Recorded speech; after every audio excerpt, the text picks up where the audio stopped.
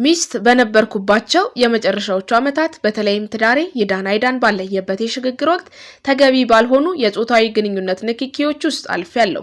ከላቃቸው መንግስቱ ወርቁ ጋር ወደ መለያየት እየተንደረደርን ከነበርንበት ሰሞን አስቀድሞ በጥቂት ገጠመኞችም እንደዚያው። እንደውም ለተወሰነ ጊዜ እንደ ልክፍት በሆነ ደረጃ የፍቅር ስሜት ጡዘት ሱሰኛ ሆኜ ነበር። ከነባር ሞራል አቋሜና ቀጥሎም ከደረስኩበት መንፈሳዊ መርህ በተቃራኒ በዚህ ወጥመድ ተይዤ ራሴን ደጋግሜ አገኝ ነበር። የተደመጠው ኑዛዜ የዘሪቱ ከበደ ነው። ከልጅነት እስከ ልጁነት በተሰኘው አዲስና አነጋጋሪ መጽሐፏ ላይ ሰፍሯል። በዚሁ መጽሐፍ በሌላ ክፍል ላይም የቀድሞ ዘፋኝ ዘሪቱ ከበደ አፍቃሪነቷ በሌላ ጉዳዮች ላይ ካላት ጠንካራ ባህሪ ያላቆ ሴታ ሴት እንደሚያደርጋትና ልፍስፍስ እንደሆነ ይጽፋለች። ዘሪቱ ከልጅነት እስከ ልጁነት በማለት ባሳተመችው በዚህ መጽሐፏ በምዕራፍ 11 ትዳር፣ ሴትነት፣ የፍቅር ሱስና የውድቀት አዙሪት ባለችው ንዑስ ምዕራፍ ስለ አፍቃሪነቷ፣ ስለፈረሰው ትዳሯ፣ ከትዳር ውጪ ስላገኘችው የጉልምስና ፍቅር እንዲሁም ስላጋጠማት ለየት ያለ እርግዝና ሳትሰስት ራሷን አጋልጣ ጽፋለች። ከትዳር ውጪ ያረገዘችበት አጋጣሚ በብዙ ያጫውታል። ዘሪቱ ከበደ በቅርቡ የበኩር ልጇን በሞት መነጠቋ ይታወሳል።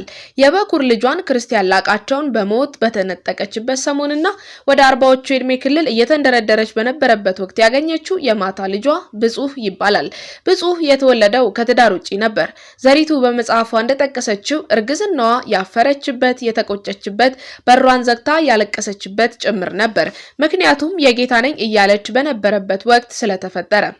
እንደ ጌታዬ ፍቃድ መኖር ጀምሬያለሁ በምትልበት ወቅት በስሜቶች ስህተት ምክንያት አምላኳ ከማይፈቅደው መንገድ ፈቀቅ ማለቷ ለጠንካራዋ ዘሪቱ ቀላል አልነበረም።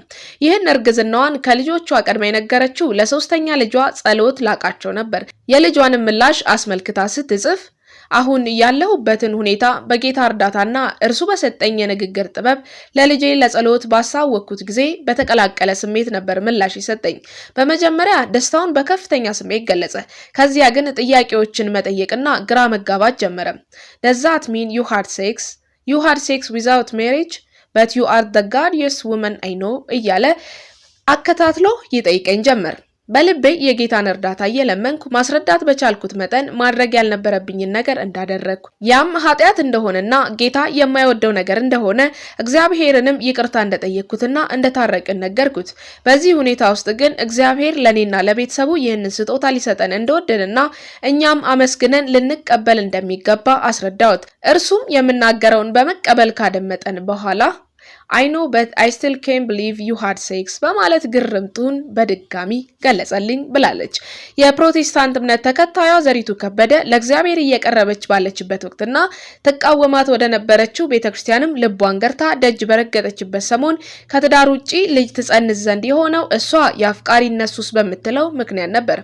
አጋጣሚ የተፈጠረው ከልጅነት ባሏ ላቃቸው መንግስቱ ጋር ከተፋታች በኋላ ነበር። የብቸኝነት ስሜት እንደተሰማትና የአጋር አምሮት እንዳጋጠማት በመጽሐፏ ትታለች።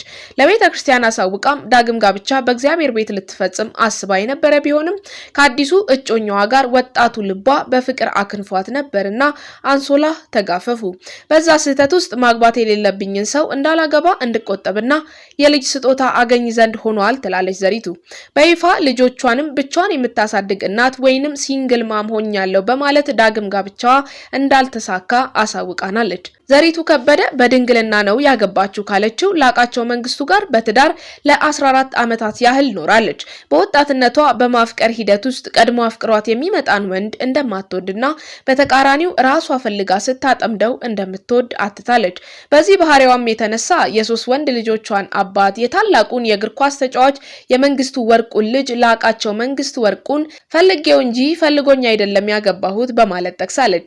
ዘሪቱ ስትል በሰየመችውና ማክሰኞ ዕለት በጳጉሜ 3 ቀን 1997 ዓ.ም በተለቀቀው አልበሟ ውስጥ ያለው እንዳይገለኝ የሚለው ዘፈኗ ውስጥ ያሉ ስንኞች ምናልባትም ይሄን ባህሪዋን የሚያሳብቁ ሳይሆኑ አይቀሩም።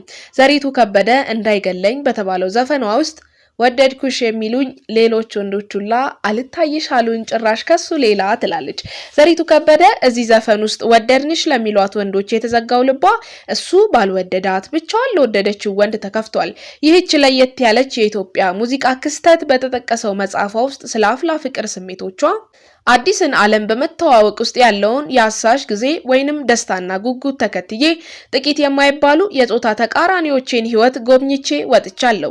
ጭንቁ አሰሳውን አጓጊ የሚያደርገው እርግጠኛ ያለመሆን ስሜት በነገሮች ግልጽነት ሲረግብ ነው። መስጦኝ የሰነበተውን ሰው ለመጀመሪያ ጊዜ ያለምንም አጋዥ ስሜት ስመለከተውና ከማንም የተለየ እንዳልሆነ ሳስተውል የሚፈጠረው ጭርታና ባዶነት ከባድ ነበር። ወድድ የነበረው ራሱን መውደድን ስለነበር አብሮኝ ካለው ሰው ትክክለኛ ማንነት ጋር የምተዋወቀው ሲያክለፈልፈኝ የቆየው ስሜት መጥፋት ሲጀምር ነው። መልካቸውን እንኳን አጣርቼ የምመለከተው ያን ጊዜ እንደሆነ አስታውሳለሁ። ውስጤ ለጓጓለት ስሜት ሲል ካክቦና ኳኩሎ የተቀበለው ሰው ስሜቱ በረገበ ጊዜ እርቃኑ ይጋለጣልና ከዚያ ሰው ጋር የሚያስቀጥል አቅም አጣለሁ። እውነት ሳይሆን ወረት እንደሆነ በደረስኩበት ጊዜ ሁሉ ትክክለኛውን ግንዛቤ እስካገኝ ድረስ የነገሩን ገለባነት በመጋፈጥ ከጊዜያዊነቱ የተነሳ የጠለቀን ትርጉም በመፈለግ ፈንታ ከሚቀጥለው ሰው ጋር የተሳካ እንደሚሆን ተስፋ በማድረግ ደጋግሜ የፍቅርን ስሜት ከፍታና ዝቅታ አይቼዋለሁ። ነገሩ የምስኪኖች ድካም፣ የጅል አፍቃሪዎች ማለትም ሮማንቲክ ፉልስ አለማወቅ ነው። እኔ ደግሞ ከነርሱ አንዷ ነበርኩ በማለት አዲስ አፍቃሪ ስትሆን ያላትን ልዩ ስሜትና ጊዜያዊነት ጠቅሳለች። ዘሪቱ ታዲያ በዚህ ባህሪዋ እንዴት አገባች፣ እንዴትስ ለ14 ዓመት በትዳር ቆየች የሚል ጥያቄ ያስነሳል። ዘሪቱ ላቃቸው መንግስቱ ወርቁን ያገባችው ፈልጋው እንጂ ፈልጓት እንዳልሆነ ተገልጿል። ቀድመው ወደው የፍቅር ጥያቄ የሚያቀርቡላትን ወንዶች እሺታ እንደማትለግሳቸውም እንዲሁ። የኩራተኛው ጎንደሬ የእግር ኳስ ኮከብ ልጅ ላቃቸው መንግስቱ ወርቁ በዘሪቱ ላይ ኮራ ብሎባን ነበር። ወጣ ገባ እያለች እንደወጣችባቸው የቀድሞ የፍቅር ግንኙነቶቿ እንደፈለገች ልታሾረው ብትሞክርም ወጥ አቋም የነበረው ሰው በመሆኑ ምክንያት በቀላሉ አልተሽከረከረላትም። ፍቅሬ ማሬ ብሎም ሊያባብላት አልሞከረም። ይህ ደግሞ ካላት ባህሪ ጋር አታጋይና እልህ ውስጥ የሚከት በመሆኑ እሱን የራሷ ለማድረግና ለማግባት ሁለቴ ማሰብ አላስፈለጋትም። ያለምንም ሰርግ ያለማንም አጃቢነት ብቻቸውን እሷ ጥቁር እሱ ነጭ ለብሶ ተጋቡ። 3 ወንድ ልጆችንም በትዳር አፈሩ። በ1999 ጥር 24 ቀን የተወለደው የበኩር ልጇ ክርስቲያን ላቃቸው በዚያ ዝነኛ ኳሰኛ ስም የጠሩት የሚመስለው መንግስቱ ላቃቸውና ጸሎት ላቃቸው ከዚህ ትዳር የተፈጠሩ ልጆች ናቸው።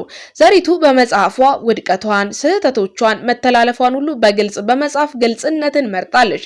በተለይ የነበራት የፍቅር ህይወትና የፍቅር ግንኙነቶች ራሷን አጋልጣ መጻፏ ልብ ያለ እንዲማርበት የከፈለችው ዋጋ ይመስላል።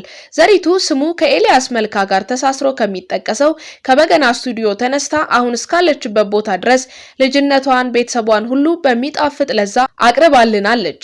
ከስብራቶቿ ሁሉ የሚልቀው ስብራቷ የበኩር ልጇ የልጅነቴ አብሮ አደጌ የምትለው ልጇን በሞት መነጠቅ ነው። ብዙ የህይወቱ ጣውረዶችን ብታሳልፍም እናት ናትና ከልጅ ሞት በላይ የሚጎዳት የለም። ህልም አይቼ ነበር፣ እግዚአብሔር ሊናገረኝ ፈልጎ ነበርም ትላለች። ግን ሌሎች ፈተናዎች ሊመጡ ይችላሉ እንጂ የመጣው ማዕበል ክርስቲያንን መነጠቅ ይሆናል ብዬ አልገመትኩም ትላለች ዘሪቱ። በመጽሐፍ ቅዱስ ታሪክ ውስጥ እንደምናውቃት የልጇን ሬሳ ታቅፋ ሰላም ነው እንዳለችው ሱናማይት ዘሪቱም ልጇን ጠንክራ ያለ ድጋፍ ቆማ ቀብረዋለች። ኢትዮጵያዊቷ እንደ ሱናማይቷ ሰላም ነው እያለች እርሱ እንደፈቀደ ሆነ ብላ ለሰው የማይቻል የሚመስለውን ቻለች። በመጽሐፏ ላይ ስለ ክርስቲያን አሟሟት በሰፊው ለመጻፍ መቸገሯንና ምናልባት ወደፊት ጽፎ ይሆናል በማለት ሁለተኛ መጽሐፍ ልታደርሰን እንደምትችል ጠቁማናለች። በእርግጥ በወንጌላዊት ቤተክርስቲያን አገልጋይ መሆን ከጀመረችበት የመንፈሳዊ ጉዞዋ በፊት በዘፋኝነት ዘመኗ ዘሪቱ እንደ ዘፋኝ ብቻ አልነበረችም። አንድ ለቻናላችን ቅርብ የሆነች ሰው ዘሪቱ ዘፈኖቿ ራሱ መዝሙር ናቸው፣ ሲጀመር ሁሉም እንዲሰማት ካላት ፍላጎት አንጻር ነው ዘማሪ ያልሆነችው። ምክንያቱም የፕሮቴስታንት ዘማሪ ብትሆን ፕሮቴስታንቱ ብቻ ነው የሚሰማት የሚል ሐሳብ አንስታለን ነበር። መጨረሻ ላይ ግን ዘሪቱ ዘማሪ መሆኗ አልቀረም። በኦርቶዶክስ ቤተሰብ መሃል ያደገችው ዘሪቱ ከልጅነቷ ጀምሮ መንፈሳዊ ልምምዶችን ስታደርግ የቆየችና በኋላ ላይ ከኤልያስ መልካ ጋር መገናኘቷ ለጴንጤነት እንዳጃት ኢየሱስን ያገኘሁትም የዘፈን ስቱዲዮ ውስጥ ነው በማለት ተናግራለች። በዚሁ እምነት ውስጥ ባለችበት ወቅትና በእጅጉን ለእግዚአብሔር ራሴን አሳልፌ ሰጥቻለሁ ባለችበት ሁኔታ ትዳሯ የመፍረሱ ጉዳይም ሙሉ ትኩረቴን ከሱ ላይ አንስቼ ከኢየሱስ ጋር መሆኔ ነው በማለት አስቀምጣለች። ከመጀመሪያውም ለአቅመ ሔዋን ከደረስኩበት ጊዜ ጀምሮ የፍቅር አድናቂ ወይንም ሮማንቲክ የሚባሉ ሰዎች አይነት ነበርኩ። የፍቅርን ስሜት የምወድና የምፈልግም ነበርኩኝ። በተለይ በመጀመሪያ የመቀራረብ ጊዜ ውስጥ የሚፈጠረውን ከፍተኛ የስሜት ድምቀትና አዲስን ሰው በፍቅር ስሜት ውስጥ ስናውቅ ያለውን አስማጭ ጊዜያዊ ደስታ ያለ ልክ ወደው ነበር። ይህም እግዚአብሔር ባሰበልኝ እርሱን የመምሰል ጎዳና እንዳልጓዝ ጠላት በውድቅት አዙሪት ውስጥ ለዓመታት ተጠፍሬ እንድቆይ ያደረገበትና የህይወቴን ፍሬያማነት የተጻረረበት ክፉ ስልቱ ነበር። ጌታን እከተላለሁ ብዬ ከወሰንኩበት ጊዜ ጀምሮ የእውነተኛ ድነት መሰረት የሆነውን ጸጋን በደንብ ሳልረዳም በፊት ፍላጎቴ ጌታን እንደ ቃሉ በፍጹም ልብና መሰጠት ለመታዘዝ ነበር። በሚያስገርም ሁኔታ ወደ እምነት መንገድ ከመምጣቴ በፊት በዚሁ ጉዳይ ብዙ ትግል አልነበረብኝም። በድንግልና ያገባው ከመጽሐፍ ቅዱሳዊ መረዳት የተነሳም ባይሆን እውነተኛና ዘላለማዊ ፍቅር በወንድና በሴት መካከል ሊኖር እንደሚችል ከነበረኝ እምነት የዋህነትና ተስፋ የተነሳ ከአንድ ወንድ በላይ እርቃኔን አያየኝም የሚል አቋም የነበረኝ ሴት ነኝ በማለት የትዳሯ መፍረስና ከትዳር ውጭ የተፈጠረው እርግዝና ለእግዚአብሔር ቅርብ ለመሆን በመሞከር ውስጥ የገጠሟት ፈተናዎች መሆናቸውን አትታለች። እኛ የዛሬን አበቃን። መጽሐፏን ብታነቡት በብዙ ያስተምራል። ቸር ያቆየን።